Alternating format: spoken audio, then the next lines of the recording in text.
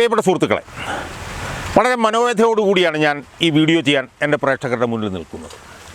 ഞാൻ ഈ വീഡിയോയിൽ എൻ്റെ പ്രേക്ഷകരോട് പറയാൻ പോകുന്നത് ഒരു കൊലപാതകത്തെക്കുറിച്ചിട്ടാണ്. ഞാൻ യഥാർത്ഥത്തിൽ കൊലപാതകം എന്ന് കണക്ക് കൂട്ടി മനഃപൂർവ്വം പറഞ്ഞതാണ്.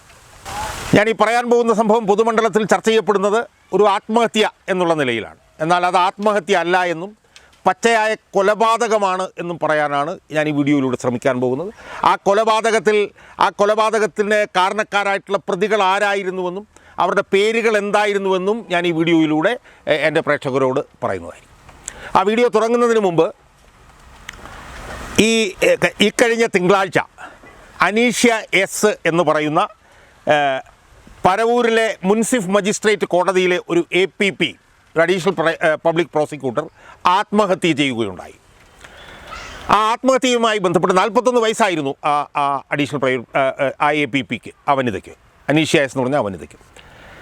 ആ വനിതയുടെ പ്രത്യേകത എന്ന് പറഞ്ഞാൽ ആ വനിതയുടെ ഭർത്താവ് KN അജിത് കുമാർ ഒരു ജില്ലാ ജഡ്ജ്, കൊല്ലത്തെ ഒരു ജില്ലാ ജഡ്ജും കൂടെയാണ് എന്നുള്ളതും ഏറ്റവും പ്രധാനപ്പെട്ട ഒരു വിഷയമാണ്. ആ വനിത മരിക്കുന്നതിന് മുമ്പ് അവർ കുറേ ഓഡിയോ ക്ലിപ്പിങ്സ് മാധ്യമങ്ങളുടെ കയ്യിലെത്താൻ വേണ്ടിയായിരിക്കാം അവർ പുറത്തുവിട്ടിരുന്നു. അത് പൊതുമണ്ഡലത്തിലുണ്ട്. ആ ഓഡിയോ ക്ലിപ്പിങ്സിൻ്റെ ചില പ്രസക്ത ഭാഗങ്ങൾ ഇനി നിങ്ങളെ ഞാൻ ഒന്ന് കേൾപ്പിക്കാൻ പോവുകയാണ്. ഞാൻ എന്തെങ്കിലും തെറ്റ് ചെയ്തിട്ടുണ്ടെങ്കിൽ ഓക്കെ, ഞാൻ തെറ്റ് ചെയ്തു എന്ന് പറയാം.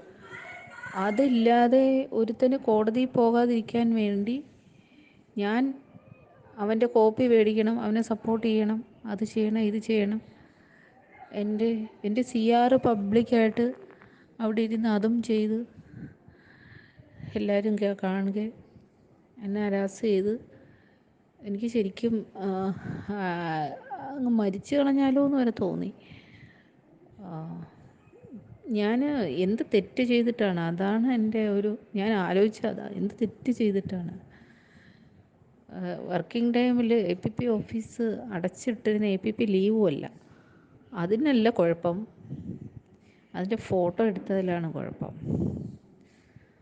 അതുകൊണ്ട് ഞാനിതെല്ലാം എൻ്റെ മൊബൈലിലെല്ലാം എവിഡൻസും മറ്റു കാര്യങ്ങളും എല്ലാം കിടപ്പുണ്ട്. എനിക്കറിയാൻ വയ്യ, എനിക്ക് നല്ല സ്ട്രെസ്സ് വരുന്നുണ്ട്.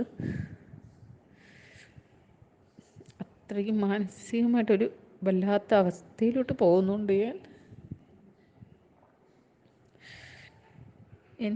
എനിക്ക് ജോലി ചെയ്യാൻ പറ്റാത്ത രീതിയിലുള്ള ഇതാണ് അവിടെ ഉണ്ടാക്കിക്കൊണ്ടിരിക്കുന്നത്. അവരാരും പറയുന്ന രീതിയിലൊന്നും ഞാൻ വഴങ്ങത്തില്ല, അതിനെന്നെ കിട്ടത്തുമില്ല. അതിന് വേറെ ആളിനെ നോക്കണം. ഒരുപാട് കഷ്ടപ്പെട്ട നിങ്ങൾക്കൊക്കെ അറിയാം, ജീവിതത്തിലോട് പൊരുതിയാണ് ഇവിടം വരെ എത്തിയത്. എൻ്റെ ഫാമിലിയിലൊന്നും ഒരുപാട് പണവും, ഞങ്ങളുടെ രണ്ടുപേരുടെ ഫാമിലിയും അങ്ങനെ വലിയ പണക്കാരും ഒന്നുമല്ല, സാധാരണക്കാരാണ്. ശരിക്കും നമ്മളെ ലൈഫിലെ ഒരുപാട് സന്തോഷങ്ങളും ഒരുപാട് കാര്യങ്ങൾ ത്യജിച്ചിട്ട് ഇരുന്ന് പഠിച്ചതാണ് ഞങ്ങൾ രണ്ടുപേരും. അസുഖങ്ങളുണ്ട്, രണ്ടുപേർക്കും ഉണ്ട്. ജീവിതത്തോട് ഫൈറ്റ് ചെയ്താണ് ഇവിടം വരെ എത്തിയത്.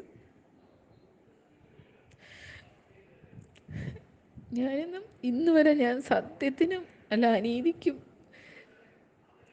സത്യത്തിനെതിരായി നിന്നിട്ടില്ല, അനീതിക്ക് വേണ്ടി ഒരിക്കലും ഞാൻ നിന്നിട്ടില്ല. ചെയ്യുന്ന കാര്യങ്ങൾ 100% ന്യായമായിരിക്കണം എന്നുള്ളൊരു ഇതുണ്ട് എനിക്ക്. ആ ഒരു വിചാരം എനിക്കുണ്ട്. മനഃപൂർവ്വം ഞാൻ ആരെയും ഉപദ്രവിക്കാൻ പോകാറില്ല. പിന്നെ എന്നെ മേക്കിട്ട് കയറാൻ വന്നു കഴിഞ്ഞാൽ എനിക്ക് പണ്ട് മനസ്സിന് നല്ല സ്ട്രോങ് ആയിരുന്നു, ഒറ്റയ്ക്ക് നിന്ന് ഫൈറ്റ് ചെയ്യുമായിരുന്നു. പക്ഷെ ഇപ്പം എന്തോ അസുഖങ്ങളും കാര്യങ്ങളും ഒക്കെ ആയിട്ട് എനിക്ക് പറ്റുന്നില്ല. നോൺ APPയുടെ ഇടന്ന് ഞാൻ കോടതി കയറി വിസ്തരിച്ചിട്ടുണ്ട്. ഇന്ന് DDP പറയുക നോൺ APPയുടെ ഇടന്ന് വരേണ്ട കാര്യമൊന്നുമില്ല എന്നുള്ള രീതിക്കാണ് പറഞ്ഞത്. ഞാൻ കോടതി കയറി വിസ്തരിച്ചിട്ടുണ്ട്. കാരണം ദൂരെ നിന്ന് വന്നൊരു സാക്ഷി, അവരെ തിരിച്ചു വിട്ടു കഴിഞ്ഞാൽ അവരിനിയും വരേണ്ടി വരത്തില്ലേ, എങ്ങനെയോ അന്ന് വന്നതാണ്, അന്ന് പോസ്റ്റിങ് വന്നുപോയി. ഞാൻ ഒന്നും നോക്കിയില്ല, ഞാൻ പോയി വിസ്തരിച്ചു. എൻ്റെ കയ്യിലുണ്ട്, ഡയറി ഉണ്ട്, ഞാൻ പിടേന്നൊന്നും പറഞ്ഞ് ഞാൻ വീട്ടിൽ ഇരുന്നിട്ടില്ല. ഞാൻ കഴിഞ്ഞ വർഷം ആണത് ചെയ്തത്, ഇപ്പോഴൊന്നുമല്ല, കഴിഞ്ഞ വർഷം.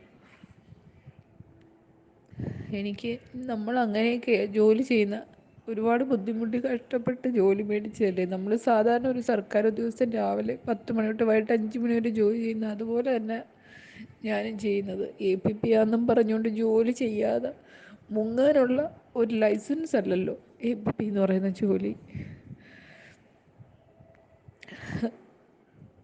ഞാൻ ജോലി ചെയ്യുന്നതുകൊണ്ട് എന്നെ മനഃപൂർവ്വം ഹരാസ് ചെയ്യാനും ജോലി ചെയ്യാത്തവരെ സപ്പോർട്ട് ചെയ്യാനും വേണ്ടി മാത്രമാണ് DDP. എനിക്കിന്ന് ഭയങ്കരമായ മാനസിക സംഘർഷം ഉണ്ടായി. എനിക്ക് വീട്ടിൽ തന്നെ ഉണ്ട് ഒരുപാട് സ്ട്രെസ്. എനിക്കെല്ലാം കൂടി പറ്റുന്നില്ല. ഞാൻ തെറ്റൊന്നും ചെയ്തിട്ടില്ല. ഞാൻ ഈ നശിച്ച ലോകത്ത് ഞാൻ എന്തിനും ജീവിക്കണം. സത്യത്തിന് നീതിക്ക് ഒരു വിലയില്ലാത്തടുത്ത് ഞാൻ എന്തിനാ ഇനി നിൽക്കുന്നത്? എനിക്ക് അത്രയും പ്രഷർ എടുത്ത് വെക്കാൻ പറ്റുന്നില്ല. എനിക്ക് അല്ലെങ്കിൽ തന്നെ ഒരുപാട് ഉത്തരവാദിത്തങ്ങളുണ്ട്. എനിക്കെല്ലാം കൂടി രാവിലെ 5 മണിക്ക് തുടങ്ങുന്നതാണ് എൻ്റെ ലൈഫ്. ഒരു ദിവസം തുടങ്ങുന്നത് രാവിലെ 5 മണി മുതൽ ഞാൻ ആക്റ്റീവാണ്. എനിക്ക് അങ്ങനെ നിന്നേ പറ്റൂ. എനിക്കിത് എൻ്റെ ഭാഗത്ത് നിന്നൊരു വാക്ക് പറയാനുള്ള ചങ്കൂറ്റം ആർക്കുമില്ല. ഞാൻ ആ APP വരെ അവനെ തൊഴുതുകൊണ്ടിരിക്കുന്നുണ്ട്. അവൻ്റെ കാറിലാണ് കയറി വന്ന ശ്യാമിൻ്റെ. ഞാൻ ഇത്രയും ആൾക്കാർ ഇത്രയും അന്യായത്തിന് എത്രയും പേര് ഒരുമിച്ച് കൂട്ടി നിൽക്കുമ്പോൾ ഒരു സത്യം ഉയർത്തിപ്പിടിച്ചുകൊണ്ട് ആ സത്യം അതിനെനിക്ക് ഡോക്യുമെൻറ്റ്സ് ഉണ്ട് സപ്പോർട്ട് ചെയ്തുകൊണ്ട്. ആ സത്യവും അതിനുള്ള തെളിവുകളും മാത്രമേ എൻ്റെ കയ്യിലുള്ളൂ. വേറൊന്നും എൻ്റെ കയ്യിലില്ല. ഈ പറയുന്നിടത്തെല്ലാം കയറി ഇറങ്ങി നടന്ന് ഇത് തെളിയിക്കണ്ടേ? ഇത് കാണിക്കേണ്ടവർ എനിക്കതിനുള്ള ഇത് കിട്ടുന്നില്ല. ഞാൻ മീഡിയയ്ക്ക് ഫോർവേഡ് ചെയ്യുക. ഞാനെല്ലാം എഴുതി മീഡിയയ്ക്ക് ഫോർവേഡ് ചെയ്യുക.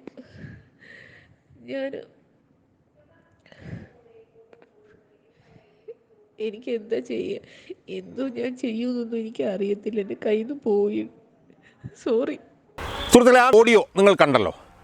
ആ ഓഡിയോയിലൂടെ കുറച്ചധികം കാര്യങ്ങൾ നിങ്ങൾക്ക് ബോധ്യമായിട്ടുണ്ടാവും എന്നാണ് ഞാൻ വിശ്വസിക്കുന്നത്. ആ ഓഡിയോയിൽ നിന്ന് വ്യക്തമാകുന്ന ഏറ്റവും പ്രധാനപ്പെട്ട കാര്യം എന്ന് പറയുന്നത് ഒരു പോരാളിയായിരുന്നു അനീഷ എസ് എന്ന ഈ APP എന്നുള്ളതായിരുന്നു. ഒരു വിട്ടുവീഴ്ചയ്ക്കും തയ്യാറാവാത്ത ഒരു വനിതയായിരുന്നു ഈ APP എന്നുള്ളത് ആ ഓഡിയോയിൽ നിന്ന് വ്യക്തമാകുന്നുണ്ട്. 2, ആ ഓഡിയോയിൽ നിന്ന് വ്യക്തമാകുന്ന വേറൊരു കാര്യം എന്താണ്? വേറൊരു കാര്യം, അവരെ ഒരുപാട് പ്രാരാബ്ധങ്ങളുള്ള ഒരു വനിതയായിരുന്നു എന്നുള്ളതാണ്. അവരുടെ അച്ഛൻ, അവരുടെ അമ്മ, അവരുടെ കുഞ്ഞമ്മ, അവർക്ക് 3 പേർക്കും അവർ 3 പേരും രോഗബാധിതരായിരുന്നു എന്നാണ് അവർ ആ ഓഡിയോയിൽ പറയുന്നത്. അവർ നടത്തിയിട്ടുള്ള സമരം എന്തായിരുന്നു എന്നുള്ളതും അവർ ആ ഓഡിയോയിലൂടെ അവർ പറയുന്നുണ്ട്.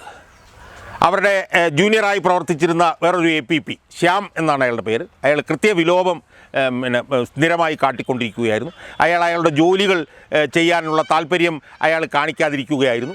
അതിനെതിരായി ഈ അനീഷ എസ് എന്ന് പറഞ്ഞ APP ശക്തമായിട്ടുള്ള നിലപാടുകളുമായി മുന്നോട്ട് പോവുകയായിരുന്നു.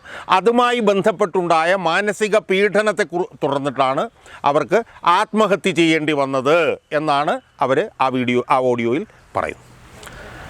സുഹൃത്തുക്കളെ, ഞാനിനി വേറെ ചില കാര്യങ്ങൾ കൂടി പറയാൻ ഞാൻ ആഗ്രഹിക്കുന്നു. ഓഡിയോ കൊണ്ടല്ലോ, ഓഡിയോയിലെ കാര്യങ്ങൾ ഞാൻ പറഞ്ഞു. സുഹൃത്തുക്കളെ, ഞാൻ ഈ വീഡിയോ തുടങ്ങിയ സമയത്ത് തന്നെ ഞാൻ നിങ്ങളോട് പറയാൻ ഉദ്ദേശിച്ച പ്രധാനപ്പെട്ട കാര്യം എന്ന് പറയുന്നത്, ഇത് ഒരു ആത്മഹത്യയല്ല, ഇതൊരു കൊലപാതകമാണ് എന്നുള്ളതാണ്. അതാണ് ഞാൻ ഈ വീഡിയോയുടെ തുടക്കത്തിൽ തന്നെ പറഞ്ഞത്. ഈ APP ആയിട്ടുള്ള അനീഷ എസ് എന്ന് പറഞ്ഞ ഈ കൊല്ലത്തെ ജില്ലാ ജഡ്ജി KN അജിത് കുമാറിൻ്റെ ഭാര്യയായിട്ടുള്ള APPയെ ആത്മഹത്യയിലേക്കല്ല, കൊലപാതകത്തിലേക്ക് മാനസിക സമ്മർദ്ദത്തിലൂടെ തള്ളിയിടുകയായിരുന്നു എന്നാണ് എനിക്ക് ഈ വീഡിയോയിൽ അർത്ഥശങ്കയ്ക്കിടയില്ലാത്ത വിധം സൂചിപ്പിക്കാറുള്ളത്. സുഹൃത്തുക്കളെ, എന്താ യഥാർത്ഥത്തിൽ സംഭവിച്ചത്? ഇവരുടെ ഈ അനീഷയുടെ പിന്നെ കൂടെ ജോലി ചെയ്തിരുന്ന അവരുടെ ജൂനിയർ ആയിരുന്ന ശ്യാം എന്ന് പറഞ്ഞ വേറൊരു APP, അയാൾക്ക് രാഷ്ട്രീയ സ്വാധീനമുള്ള ഒരാളായിരുന്നു. അയാൾ ഇപ്പോഴത്തെ നിയമമന്ത്രി P. രാജീവിൻ്റെ ബന്ധുവാണ് എന്നും ആരോപണം ഉന്നയിച്ചിരുന്നു. അയാൾ ജോലി ചെയ്യാൻ വരാറുണ്ടായിരുന്നില്ല. അയാളുടെ ഉത്തരവാദിത്തങ്ങൾ നിറവേറ്റാൻ തയ്യാറുണ്ടായിരുന്നില്ല. അങ്ങനെ ഉണ്ടാവാതിരുന്നപ്പോൾ അതിനെതിരായി ശക്തമായിട്ടുള്ള നിലപാട് ഈ അനീഷ എടുത്തു. അനീഷ എടുത്തതിനെ തുടർന്ന് അത് മേലുദ്യോഗസ്ഥരെ അറിയിക്കാൻ വേണ്ടിയിട്ടുള്ള നടപടിക്രമങ്ങൾ അവരെടുത്തു. അതുമായി ബന്ധപ്പെട്ടുകൊണ്ട് അവർ വേറൊരു അഭിഭാഷകൻ, കുണ്ടറ ജോസ് എന്ന് പറഞ്ഞ ഒരു അഭിഭാഷകൻ്റെ സഹായത്തോടു കൂടി അവർ വിവരാവകാശ ചോദ്യങ്ങൾ സമർപ്പിച്ചു. ഡെപ്യൂട്ടി ഡയറക്ടർ ഓഫ് പ്രോസിക്യൂഷൻ കൊല്ലത്തെ അയാളുടെ ഓഫീസിൽ വിവരാവകാശത്തിനുള്ള അപേക്ഷ വേറൊരു ഈ കുണ്ടറ ജോസ് എന്ന് പറഞ്ഞ അഭിഭാഷകനുമായി ബന്ധപ്പെട്ട് സമർപ്പിക്കുകയും അത് സമർപ്പിച്ചതിനെ തുടർന്ന് ഉണ്ടായിട്ടുള്ള സമ്മർദ്ദം, അത് സമർപ്പിച്ചതിനെ തുടർന്ന് കുണ്ടറയിലെ ഒരു അഡീഷണൽ ജില്ലാ കോടതിയിലെ പ്രോസിക്യൂട്ടറായിട്ടുള്ളൊരു B. വിനോദ് ഈ അനീഷ എന്ന് പറഞ്ഞ ഈ APPയെ വിളിച്ച് അതിഭീകരമായിട്ട് മാനസികമായി പീഡിപ്പിച്ചു എന്ന് ഈ കുണ്ടറ ജോസ് പറയുന്നുണ്ട്. അവരൊരു നഴ്സറി കുട്ടിയെ പോലെ ഏങ്ങലടിച്ച് കരയുകയായിരുന്നു എന്നാണ് ഈ B. വിനോദ് ഏങ്ങലടിച്ച് കരയുകയായിരുന്നു എന്നാണ് ഈ കുണ്ടറ ജോസ് പരസ്യമായി തന്നെ അദ്ദേഹം പറഞ്ഞിട്ടുണ്ട്. അതായത് ആരെക്കൊണ്ടാണോ വിവരാവകാശ ചോദ്യം സമർപ്പിച്ചത് അയാളെക്കൊണ്ട് തന്നെ ഇത് പിൻവലിപ്പിച്ചു കൊള്ളണം. അത് പിൻവലിച്ചില്ലെങ്കിൽ കാസർഗോഡേക്ക് ട്രാൻസ്ഫർ ചെയ്യും. ട്രാൻസ്ഫർ ചെയ്താൽ പിന്നെ എന്താണ് സംഭവിക്കുക എന്നറിയാമല്ലോ എന്ന് പറഞ്ഞുകൊണ്ട് ഈ B. വിനോദ് എന്ന് പറയുന്ന ഈ സെക്കൻഡ് അഡീഷണൽ ജില്ലാ കോടതിയിലെ പ്രോസിക്യൂട്ടർ അദ്ദേഹം അതിഭീകരമായി ഈ വനിതയെ മാനസികമായി പീഡിപ്പിച്ചു എന്നും നമുക്ക് അറിയാൻ കഴിയുന്നു. അപ്പോൾ സുഹൃത്തുക്കളെ, ഇതിൽ നിന്ന് എന്താ സംഭവിച്ചിരിക്കുന്നത്? ഒരു ജില്ലാ ജഡ്ജിയുടെ ഭാര്യ സർക്കാരിൻ്റെ പ്രോസിക്യൂഷൻ്റെ ഭാഗമായിട്ടുള്ള ഒരു APP, ആ APPയെ അവർ തെറ്റായിട്ടുള്ള പ്രവണതകൾ ചോദ്യം ചെയ്തതിന് അവരെ മാനസികമായി പീഡിപ്പിക്കുകയായിരുന്നു. ആ പീഡനത്തിൻ്റെ ആത്യന്തികമായിട്ടുള്ളൊരു ഘട്ടം എന്നുള്ള നിലയിലാണ് അവർക്ക് ആത്മഹത്യ ചെയ്യേണ്ടി വന്നത്. അവരെ പീഡിപ്പിച്ചത് പ്രധാനപ്പെട്ടത് 2 പേരാണ്. ഒന്ന് അസിസ്റ്റൻറ്റ് പബ്ലിക് പ്രോസിക്യൂട്ടറായിട്ടുള്ള ശ്യാമും ഈ സെക്കൻഡ് അഡീഷണൽ ജില്ലാ കോടതിയിലെ പ്രോസിക്യൂട്ടറായിട്ടുള്ള B. വിനോദും. ആരാണ് ഈ ശ്യാമും B. വിനോദും? 2 പേരും CPM-കാരാണ്. അപ്പോൾ ഈ 2 പ്രോസിക്യൂട്ടർമാർ കൂടി ചേർന്നുകൊണ്ട് പീഡിപ്പിച്ച് അനീഷ എന്ന് പറയുന്ന ഈ അസിസ്റ്റൻറ്റ് പബ്ലിക് പ്രോസിക്യൂട്ടറെ മരണത്തിലേക്ക് തള്ളിവിടുകയായിരുന്നു. അതുകൊണ്ട് ഇത് ഒരു ആത്മഹത്യയല്ല, ഇതൊരു കൊലപാതകമാണ്. ഈ കൊലപാതകത്തിന് പ്രേരിപ്പിച്ചത് CPM-കാരായിട്ടുള്ള ശ്യാമും B. വിനോദുമാണ്. അവർക്ക് ഉന്നതമായിട്ടുള്ള രാഷ്ട്രീയ ബന്ധങ്ങളുണ്ട്. ശ്യാം എന്ന് പറഞ്ഞ ആൾക്ക് അയാൾ P. രാജീവിൻ്റെ ബന്ധുവാണ് എന്നാണ് ആരോപണം ഉയർന്നിട്ടുള്ളത്. ഈ B. വിനോദ് എന്ന് പറഞ്ഞ ആൾക്ക് മേഴ്സിക്കുട്ടിയമ്മയുമായി ബന്ധമുണ്ട് എന്നുള്ള ആരോപണമാണ് ഉയർന്നത്. അപ്പോൾ ഇതിൽ നിന്ന് നമുക്ക് മനസ്സിലാവുന്നൊരു കാര്യം എന്താ? ഇതിൽ നിന്ന് മനസ്സിലാവുന്നൊരു കാര്യം, ഈ CPM-വുമായി ബന്ധമുള്ള 2 പേരാണ് ഈ അനീഷയുടെ മരണത്തിനു കാരണം. ആ മരണത്തിലേക്ക് അവരെ തള്ളിവിടുകയായിരുന്നു.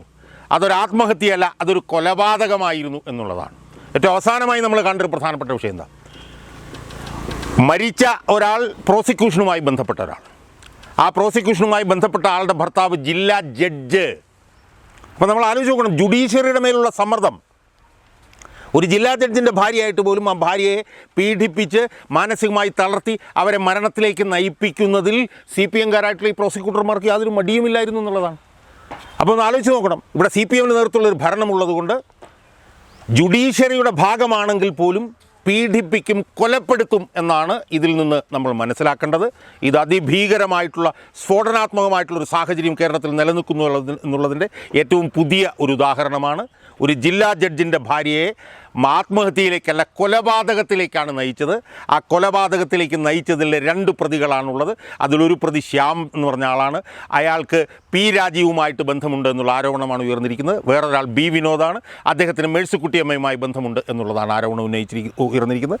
അതുകൊണ്ട് ഈ പിണറായി സർക്കാരിൻ്റെ ഭരണത്തിന് കീഴിൽ ഒരു ജഡ്ജിയുടെ ഭാര്യയെ പോലും പീഡിപ്പിച്ച് കൊലപാതകത്തിലേക്ക് നയിക്കാൻ CPM-കാർക്ക് മടിയില്ല എന്നുള്ളതിൻ്റെ ഏറ്റവും ഞെട്ടിക്കുന്ന ഒരു ഉദാഹരണമാണ് ഈ 41 വയസ്സുകാരിയായ ഈ പറവൂർ മുൻസിഫ് മജിസ്ട്രേറ്റ് കോടതിയിലെ APP ആയിട്ടുള്ള 41 വയസ്സുകാരിയായിട്ടുള്ള അനീഷ എസിൻ്റെ മരണം എന്നുള്ളത് നമ്മളൊന്ന് ഓർക്കണം, ഞെട്ടലോടെ ഒന്ന് ഓർക്കണം എന്നാണ് എനിക്ക് സൂചിപ്പിക്കാനുള്ളത്.